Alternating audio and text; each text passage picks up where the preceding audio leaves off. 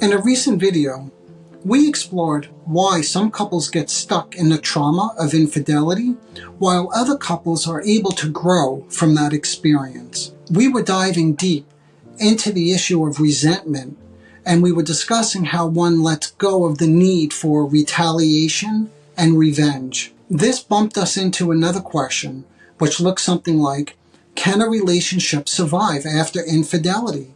And if so, how? Like, what's necessary for it to survive? In my work with these individuals and couples, the initial process involves helping them develop a robust system of empathy. This means that both partners have to be in a position to really understand the other's thoughts and feelings. This is an important part of the healing process. For the person who cheated, it's typically a good prognostic sign when they can demonstrate a deep level of regret and remorse and a willingness to really listen to their partner's feelings. Wait a minute, you may be wondering, how do you know if the regret and remorse is really genuine? One sign is that they demonstrate over and over and over that they recognize the pain that they've inflicted on their partner and that they're willing to do whatever is necessary to support the partner's healing process. Support can look anything like what? Allowing the partner to have access to their whereabouts.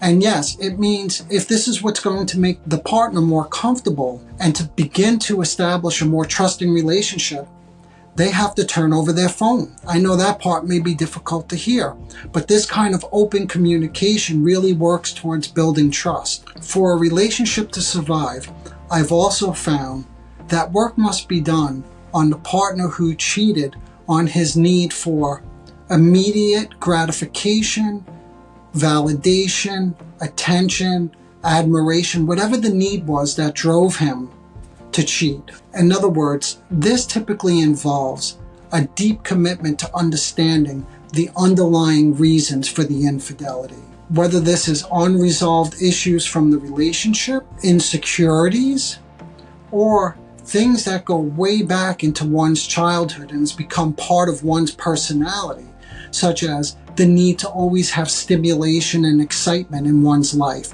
or to always have more. And that's something that may be discovered. You see, the underlying reasons are all very different, but this is just a simple example.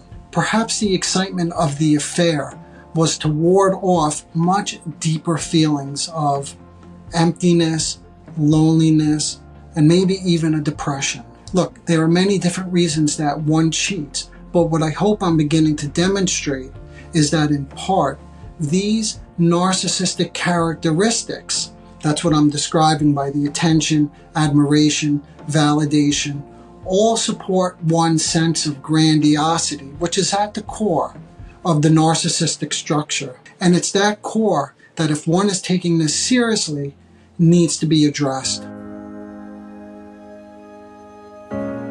As I mentioned in prior videos, this grandiosity, the omnipotent sense of self, is a wonderful way to ward off, right, to avoid any deeper feelings of loss, because loss is very painful and difficult to tolerate. I've also found that individual therapy plus couple therapy is incredibly valuable. It provides the tools and the understanding to begin to deal with loss, to deal with the resentment that I mentioned in the prior video, and to begin to deal with this omnipotent, grandiose sense of self. This is no small task, and that's why I said I find it most valuable when you take a two-pronged approach, if possible, individual and couple therapy. Look, we have to wrap it up here for now, but I recognize there's still much more to say on this topic.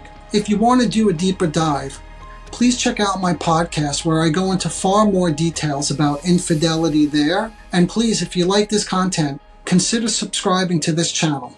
Okay, until next time, bye for now.